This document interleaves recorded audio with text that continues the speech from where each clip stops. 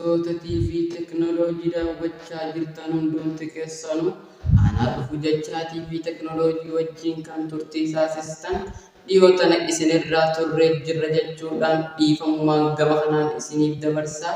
TV'n keenya kun waan hedduu cufamee jiruuf amma karaa oduu banamee waan jiruuf amma karaa oduu biyya alaattiin isin ceesisa. Magaalaa guddittii BSDM tan jedhamtu keessatti kantiibaan magaalaa Adii Obbo Gamdaan haadha isaa Aadde Ruheelii waliin waliigaltee mallatteessaniin jara adii kana irratti duula ba'uu qabna jechuudhaan waliigaltee mallatteessanii jiru. Haaluma kanaan obbo Harargeenis anis isin wajjin jira jechuudhaan uummata isaatti himanii jiru. Daawwattoota keenya kan yeroo ammaa kana tatteessanii nu daawwachaa jirtan hundi keessanuu anaa dhufu jechaa galatoomaa.